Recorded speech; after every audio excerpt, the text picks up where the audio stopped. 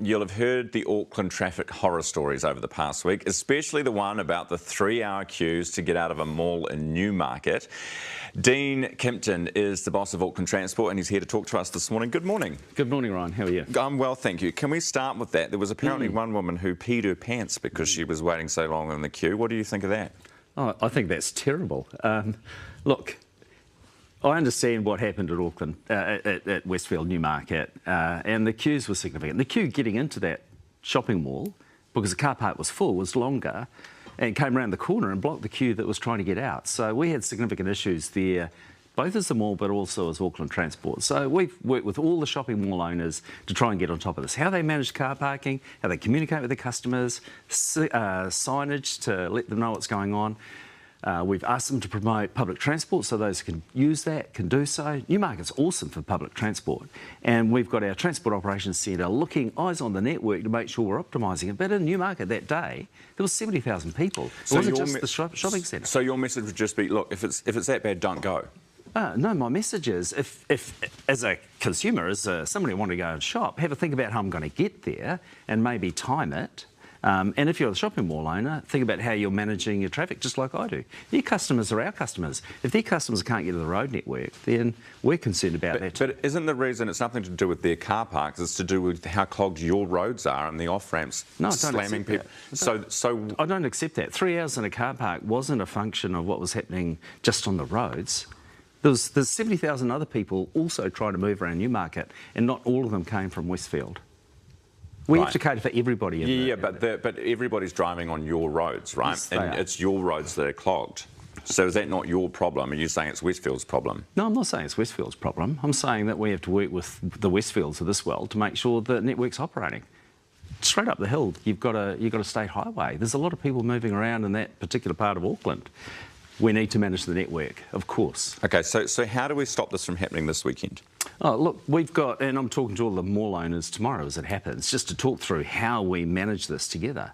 Because we want people's shopping experience to be great. Yeah, I know, but what practically are you going to tell them to do or not do? 3 things, just like I was saying before. First of all, how they manage their car parks, so that people are informed what the queue length is, whether it's full, how they get out, maybe spend a little bit more time shopping because there's a 20-minute wait to get out. So something like there'll be a speaker, something goes out on the speaker system, hey, there'll be a 2-hour wait to get out of here at the moment, so maybe go to a movie.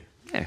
People can make those choices, and we're just asking them to inform their consumers. We're looking eyes on the network and making sure that it's clear as possible, and then we're managing the traffic flows. OK, well, you said that they should be promoting public transport. Isn't part of the problem that when you're going to do your Christmas shopping, you don't want to be taking a sack of gifts on a train or a bus? I get that, and that is one of the constraints, with that, no question. So it's not a choice for everybody, but for those that can, it's a great choice. And what we saw on Sunday, especially with the Santa Parade, but also the shopping that's going on, we saw a spike of 40% of people catching the train, bus and ferry. Right. It was great. So people are making those choices. That's another 40,000 people that didn't drive a car. Would you consider on days like this, because you've got that huge bus lane going down into Newmarket, haven't you, which is oftentimes empty, just say, for the next few hours, we're cancelling this bus lane and actually cars can drive on there so we can get people the hell out of gridlock? Well, the challenge is, as soon as you do that, then you stuff up the public transport, don't you? So, yeah, but no one's on it. No, that's not correct. Well, you know we're near your targets.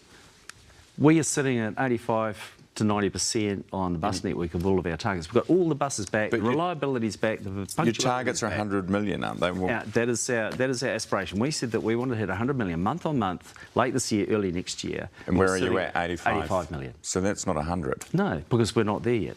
Right. So do you not think maybe optimising those bus lanes on busy traffic days might at least stop people peeing themselves in cars? Optimising the bus lanes on busy days? On a busy day like that, do you say, OK, actually Newmarket is screwed right now, let's try and get people out of here by letting them use a bus lane or whatever it might be to clear the roads? When a car park is full and people cannot get in, and that waiting to get in is blocking the queue getting out, the bus lane will not alleviate anything. OK. Let's talk about car parks more generally. Your plan is to, and I haven't quite got this figured out, but you're going to start going business by business, giving hop cards so that they will encourage their workers, instead of using a car park at work, they will use a hop card to get a bus to work. Is that roughly what the plan is? Like, is that a subsidised thing or what? So our objective is to encourage people to use public transport. And look, the context of this, Ryan, is really important. Over the next 10 to 15 years, Auckland will grow 250,000 people.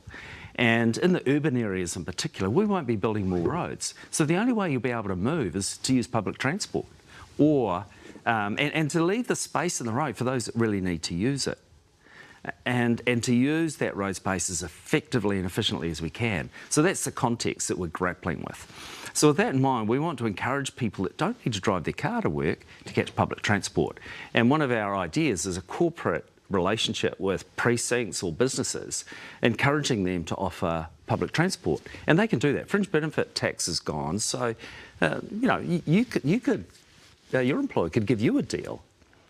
And in doing so, if you use public transport, then the employer doesn't need to provide a car park for you.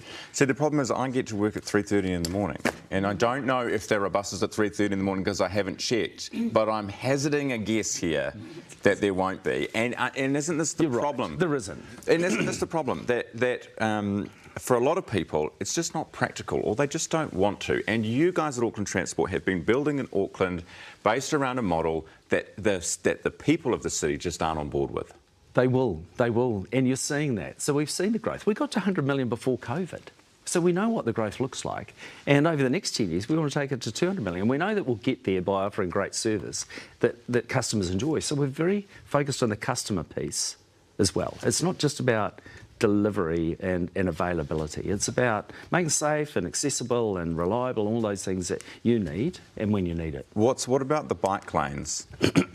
Are you going to get rid of some of those? Because no one really uses them. If we're going to allow the city to move, we've got to allow people to ride their bikes safely. What is the percentage of people who ride their bikes in terms of Auckland's total transport? Do you know what it is? Currently it's about 1%. 1%. And how much has that increased after the hundreds of millions of dollars that we've spent on cycleways? Yeah. It hasn't. It's only a bit. So how many more hundreds of millions, billions are we going to spend on these cycleways, which do take up space and lane space from people who are driving their cars, the 70% or whatever who drive their cars? How much more of that is going to go on? Yeah, so we'll continue to invest in safe bike and cycleways, no question. And that's a deep commitment from Auckland Transport, from Auckland Council too. How much will be available will be a function of the Mayor's budget, so let's wait and see what happens for that. But if you want people to be able to move in ways that they choose, walking, cycling, bus, ferry, train, car, whatever, it doesn't matter, then you've got to provide those routes for them. And so we will. And we'll finish the connections. Look, the big urban cycle program, which is what you're talking about, which was very expensive, is about to be completed. From here on in, it'll be painted lines, it'll be those concrete barriers, it'll be far more cost-effective cycleway introductions across the city. Okay.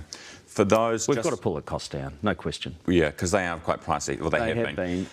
Very quickly before we go, we've got about 10 seconds. But to those people who sit in their cars and just seethe at you at Auckland Transport and say, I hate this organisation so much because they make my life so difficult, what would you like them to know about what you're doing? That we're absolutely committed to listening to what our customers and the communities are saying and giving the best service we can. And I think we are doing that. We have seen a significant increase in satisfaction with the services that we offer and trust and confidence. 20-point increase on satisfaction, 10% increase in trust and confidence. So we are moving in the right direction. We're absolutely committed to doing that and we'll continue to do so. All right, thank you very much for your time this morning. Great to have you on the show. Auckland Transport Chief Executive Officer, Dean Kimpton.